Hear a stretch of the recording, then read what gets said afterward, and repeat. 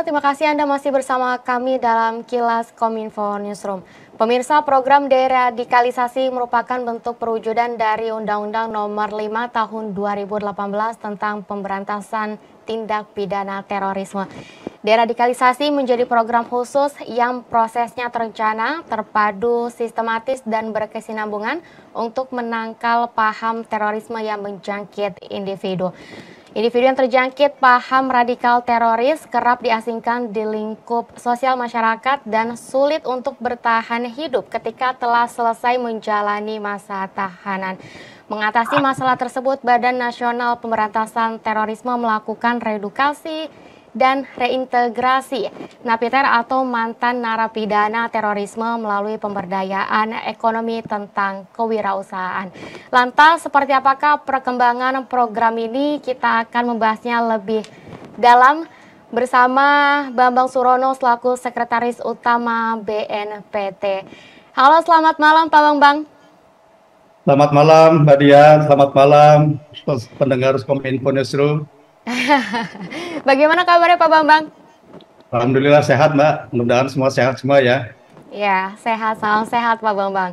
Pak Bambang, terkait dengan program deradikalisasi ini, bagaimana perkembangannya saat ini? Mengingat program pembinaan wirausaha napiter ini telah berjalan selama beberapa tahun. Baik, terima kasih Mbak Dian. Jadi program deradikalisasi adalah perintah dari undang-undang. Jadi pasca terbitnya Undang-Undang Nomor 5 2018, BNPT dimandatkan atau diminta untuk melaksanakan program-program penanggulangan terorisme. Yang pertama terkait dengan pencegahan terorisme, kemudian juga melaksanakan koordinasi seluruh aparatur penegak hukum dan melaksanakan kerjasama baik dalam negeri dan luar negeri. Dan di dalam pencegahan tadi, pencegahan ini ada tiga hal yang harus dilakukan. Yang pertama, BNPT diminta untuk melaksanakan kesiapsiagaan nasional, kemudian juga melaksanakan kontraradikalisasi, dan yang ketiga adalah melaksanakan deradikalisasi. Jadi sesuai dengan tema kita hari ini, yaitu terkait dengan program deradikalisasi kepada para pelaku terorisme kaitannya dengan wirausaha.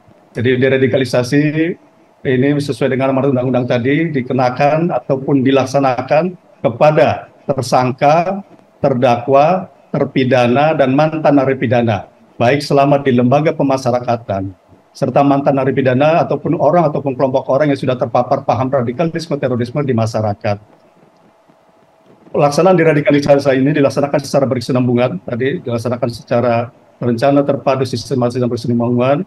Nah, berkesinambungan di sini adalah baik dilaksanakan saat mereka jadi tersangka, sampai nanti mereka keluar dari penjara ataupun sebagai mantan napiter. Kita lakukan secara berkesinambungan.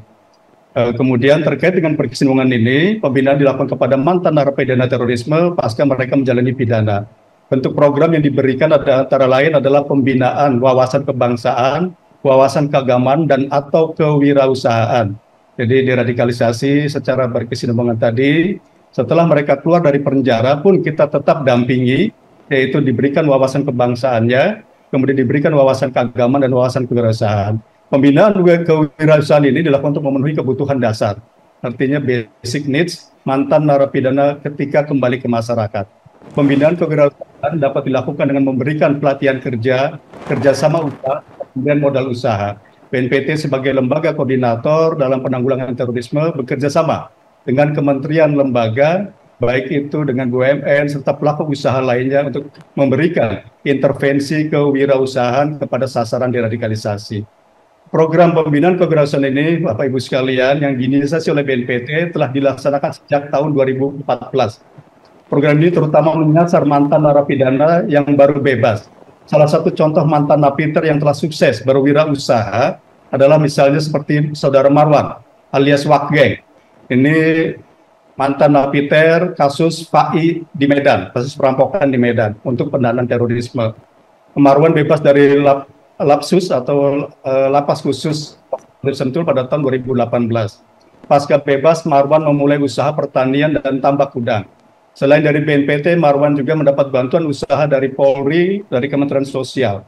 Saat ini Marwan telah sukses dengan mengembangkan unit usaha lain seperti membuka kedai kopi dan seterusnya dan sudah mengajak mantan narapidana terorisme lainnya untuk berwirausaha secara bersama. Jadi itu Mbak, jadi program yang sudah dilaksanakan oleh BNPT terkait dengan deradikalisasi tadi. Mungkin Pak Bambang, selain tadi Marwan mantan terorisme, narapidana terorisme juga telah melaksanakan program ini menjadi wirausaha. Selain Marwan tersebut, apakah terdapat narapidana atau napiter lainnya yang menjadi wirausaha melalui program ini, Pak? Banyak Mbak, jadi yang di Malang juga ada, usaha di pertanian, di beberapa tempat di Medan juga ada, kemudian di Solo juga banyak Pak, jadi sudah banyak beberapa mantan napiter yang sudah berhasil melalui usahanya atas bimbingan bimbingan keberhasilan yang dilakukan oleh BNPT dengan mengajak peran serta kementerian lembaga lain, baik itu dari Polri, baik itu dari Kementerian BUMN maupun dari pelaku usaha-usaha swasta lainnya. Kemudian juga kita juga sudah membuka warung NKRI, wadah akun rukun usaha nurani gelorakan NKRI, itu juga dikelola oleh para mantan napiter berada di stasiun-stasiun kereta api karena kita menggandeng PT KAI di dalam membantu untuk berwirausahanya para mantan napiter tersebut. Salah satunya itu Mbak. Baik, berarti dengan melakukan kerjasama dengan berbagai lintas kementerian lembaga seperti itu ya Pak ya. Berarti modal yang dikeluarkan juga seperti apa Pak skemanya? Ya, dan sebelum kita memberikan modal, tentunya kita harus laksanakan pelatihan dulu kepada yang bersangkutan. Jadi kita identifikasi dulu, terhadap para mantan napiter tersebut untuk mengetahui tingkat radikalismenya. Juga untuk mengetahui kehidupan sosial sebelumnya, serta kondisi psikolog para mantan napiter. Dari hasil identifikasi ini menjadi faktor penentu bentuk intervensi kewirausahaan apa yang akan diberikan kepada sasaran. Identifikasi berdasarkan ini merupakan program tindak lanjut dari pembinaan di dalam lapas yang meliputi tahap rehabilitasi, reedukasi, dan reintegrasi sosial. Apabila hasil identifikasi kami, sasaran masih memiliki pemahaman ekstrim, pembinaan kewirausahaan belum akan diberikan, karena akan sangat rawan untuk diberikan kepada kelompoknya atau bahkan untuk mendukung aksi teror. Jadi dari hasil identifikasi baru kita tahu, kita mapping, kita profiling yang bersangkutan, apakah sudah mau cinta NKRI kembali kepada pangkuan negara Republik Indonesia, kemudian kira-kira yang bersangkutan apakah memiliki jiwa wirausaha, dan seterusnya. Itu Mbak kita mapping. Nah setelah itu kita lakukan pelatihan kepada yang bersangkutan. Setelah bisa dilatih, kemudian kita laksanakan kerjasama, terutama kepada sasaran yang memiliki usaha. Kemudian juga setelah itu kita berikan modal usaha. Jadi tahapannya seperti itu Mbak. Berarti tahapnya melakukan pelatihan terlebih dahulu agar menciptakan jiwa NKRI di setiap narapidana yang ingin melakukan program dan pengembangan program itu sendiri ya Pak ya.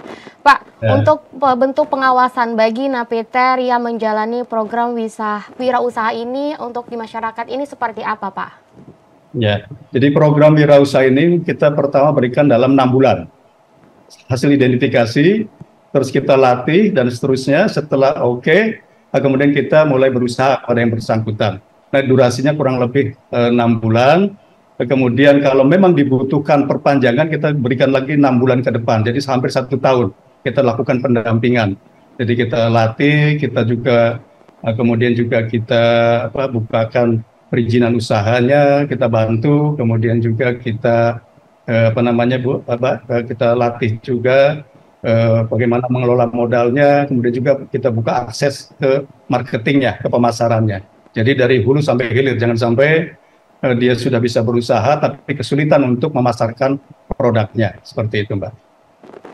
Berarti skemanya adalah melakukan pelatihan serta selama 1 tahun terakhir baru dari napiter itu sendiri bisa diaplikasikan wirausahanya kepada mitra-mitra dari BNPT itu sendiri gitu Pak ya? Ya, betul. Jadi selama pendampingan tadi kita juga melaksanakan penilaian Mbak. Penilaian apakah sudah bisa mandiri atau tidak. Nah, penilaian ini kita melibatkan kementerian lembaga, juga kita melibatkan penilaian tadi juga akademisi, praktisi, ataupun tokoh agama dan tokoh masyarakat. Jangan sampai nanti kita kasih usaha, pura-puranya sudah kembali ke NKRI, terus kembali penggalangan dana untuk kegiatan aksi terorisme. Jadi kita terus monitor atas mereka-mereka tersebut. Seperti itu, Mbak. Tapi Pak, dari selang waktu 1 tahun itu, tetapi dari napiter itu sendiri belum menimbulkan rasa-rasa NKRI seperti itu. Itu seperti apa, Pak? Ya, tetapi biasanya yang kami laksanakan, Mbak, prakteknya itu pada saat kita akan memberikan wirausaha, pasti sudah melaksanakan identifikasi dulu. Jadi tingkat NKRI-nya sudah hebat belum? Tingkat radikalisasinya sudah hilang belum? Meskipun kita agak susah menilai dari pemikirannya, tapi minimal tindakan-tindakannya sudah mengarah kepada cinta kepada negara kesatuan Republik Indonesia. Nah, kalau kita sudah nyatakan dia oke, tadi makanya penilaiannya tadi melibatkan akademisi, tokoh agama dan seterusnya, baru kita lakukan memberikan pelatihan dan seterusnya, kemudian kita lakukan juga pemberian modal. Jadi tidak serta-merta deradikalisasi ini tanpa identifikasi kita langsung berikan modal untuk wirausaha, karena sangat berbahaya, seperti itu, Mbak. Hal yang terpenting adalah melakukan koordinasi dengan mitra-mitra terkait untuk melakukan identifikasi dari para napiter itu sendiri, seperti itu ya Pak. Pak, yang menjadi kekurangan dari program ini dari tahun-tahun sebelumnya hingga tahun 2023 ini seperti apa, Pak? Ya, jadi kendalanya ada 2 faktor. Ada dari internal yang bersangkutan sendiri. Meskipun sudah kita latih, kemudian juga dia senangnya berusaha misalnya di pertanian dan seterusnya, ada faktor kebosanan juga. Nah, ini juga menjadi kendala. Akhirnya kita kembali latih lagi yang bersangkutan. Kemudian juga dari faktor yang eksternal. Eksternal ini belum semuanya pihak-pihak mendukung secara penuh, Mbak. Mendukung secara penuh karena memang karena wirausaha oleh para pelaku mantan napiter ini belum tingkat industri, baru home industri, sehingga kualitas produknya juga belum belum bagus dan seterusnya, ataupun usahanya juga belum kuat modalnya. Nah, ini kami harapkan dari pihak eksternal, misalnya dari kementerian lembaga ataupun dari pelaku-pelaku usaha bisa membantu mereka untuk diberikan bantuan-bantuan baik itu modal ataupun pelatihan-pelatihan, sehingga lebih kuat lagi mereka di dalam berusaha, seperti itu, Mbak. Jadi ke depan nanti BNPT akan menggandeng kementerian lembaga lainnya, menghimbau lembaga kembali untuk bisa memberikan pelatihan bimbingan teknis, berbagai keterampilan dan peningkatan kapasitas dalam mendukung kegiatan usaha kelompok sasaran tadi. Kemudian juga kami nanti akan menggandeng kementerian lembaga atau BUMN lainnya ataupun pelaku usaha swasta untuk bagaimana membantu pengembangan kapasitas SDM usaha mikro melalui vokasi. Kemudian juga kalau nanti ada seminar-seminar, mohon nanti kami dilibatkan yang diselenggarakan oleh misalnya Kementerian Koperasi ataupun Kementerian Perdagangan dan seterusnya, bisa juga mengundang kami untuk bisa melibatkan para mantan napiter di lokasi-lokasi diadakannya pelatihan-pelatihan tersebut. Mungkin juga kalau memang sangat dibutuhkan bantuan modal kerja ataupun alat kerja, juga kami nanti mohon dibantu. Kemudian juga terkait dengan fasilitasi kegiatan peningkatan kompetensi UKM di daerah melalui sosialisasi standar nasional Indonesia misalnya SNI ataupun sertifikasi halal MUI, juga kepada kementerian lembaga yang terkait tersebut juga bisa membantu. Demikian, Mbak. Jadi kendalanya baik dari internal maupun eksternal ada. Mari kita bersama-sama bagaimana meningkatkan kapasitas wirausaha oleh para mantan napiter tersebut. Demikian, Mbak. Baik Pak Bambang, semoga diharapkan dengan adanya program ini mampu menciptakan lapangan pekerjaan serta memberikan kesempatan yang sama bagi para mantan narapidana terorisme yang telah berakhir masa tahanannya melalui berbagai program pemberdayaan ekonomi tentang kewirausahaan, tentunya dengan melibatkan berbagai kementerian lembaga terkait. Seperti itu Pak Bambang ya? Betul, karena setelah mereka lepas dari ataupun keluar dari penjara, mereka nggak boleh disingkirkan. Nanti kalau disingkirkan, masyarakat tidak mau merangkul, mereka akan kembali ke kelompoknya dan melakukan tindakan-tindakan radikal terorisme kembali. Nah, ini yang harus kita waspadai. Karena Bapak Ibu sekalian ataupun para pemirsa Kominfo Newsroom, jadi tugas kita bersama, bukan hanya BNPT, adalah bagaimana kita menjaga keberlangsungan keutuhan negara Kesatuan Republik Indonesia ini dari Sabang sampai Merauke. Karena teman-teman yang melaksanakan tindakan teror ini karena salah jalan.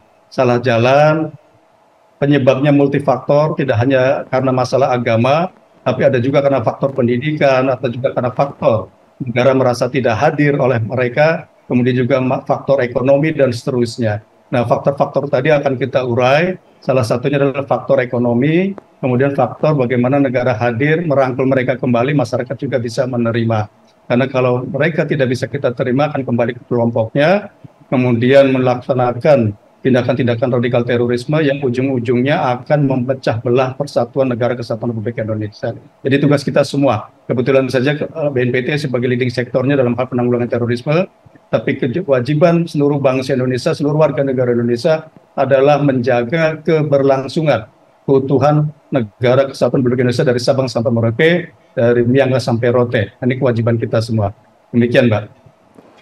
Menjaga keutuhan, persatuan dan kesatuan dari Sabang hingga Merauke, dari Miangas hingga Menjaga Pulau Rote, seperti itu. Menjaga keberlangsungan, menjaga keberlangsungan keutuhan NKRI dari Sabang sampai Merauke tadi.